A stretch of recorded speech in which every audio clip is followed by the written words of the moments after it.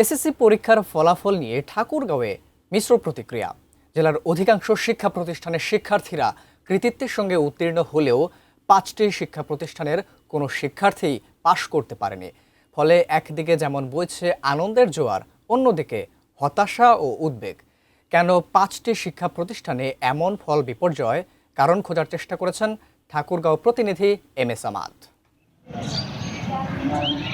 উৎসবের আমেজ নেই এখানে।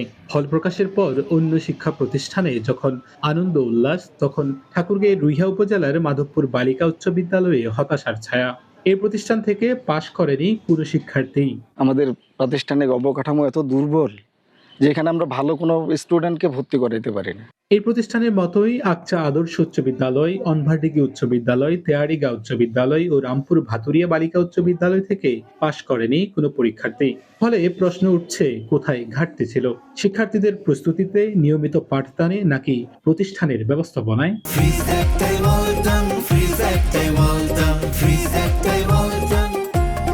এই বিষয়টা নিয়ে শিক্ষকদের আসলে আরো সচেতন হওয়া দরকার। ভালো করে পরিচর্যা করলে সামনে বার এটার পার্সেন্টেজ বাড়বে। এভরিডে স্কুল করেনি, মানে এক সপ্তাহ করলে এক মাইন্ড নাই। শিক্ষকেরও কিছু ঘাটতি আছে না, ওদিকেও কোনো ঘাটতি নেই। ঘাটতি আমাদের স্কুলেরই ঘাটতি আছে। জেলার শিক্ষাবিদরা বলছেন, ফলাফল শুধু পরীক্ষার সময়ের প্রস্তুতির উপর নির্ভর করে না। শিক্ষার্থীদের নিয়মিত উপস্থিতি, অভিজ্ঞ শিক্ষক, পাঠদানের মান উন্নয়ন, অভিভাবকের সচেতনতা এবং প্রতিষ্ঠানের সঠিক ব্যবস্থাপনাও গুরুত্বপূর্ণ বিষয়। না শিক্ষক না শিক্ষার্থী একক এই ব্যর্থতা কিন্তু একক কারণ নয়।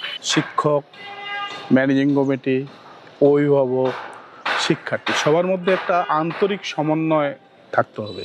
দিনাজপুর শিক্ষা বোর্ডের অধীনে রংপুর বিভাগের 8 জেলায় মোট 18টি শিক্ষা প্রতিষ্ঠানের কোনো শিক্ষার্থী পাশ করতে পারেনি। এবারে ঠাকুরগাঁয়ে পাশের হার 55.90%। 397টি শিক্ষা প্রতিষ্ঠানের মধ্যে 5 বিদ্যালয়ে 24 পরীক্ষার্থীর কেউ পাশ করেনি।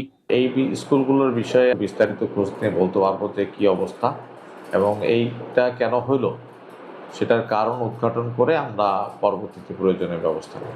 শিক্ষকদের কোনো সংকট ছিল কিনা বা প্রাতিষ্ঠানিক অন্য কী কারণে তারা খারাপ রেজাল্ট করলো, এবং সামনের বার যাতে আমরা এই অবস্থার উত্তরণ ঘটানো যায় দৃশ্যমানভাবে আমরা সেটা নিব।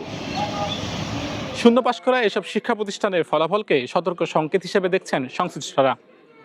এখন দেখার বিষয় আগামী দিনে এই প্রতিষ্ঠানগুলো ঘুরে দাঁড়াতে কতটা কার্যকরী উদ্যোগ গ্রহণ করেন। MS. Amad, ATN News, Thakurgaon.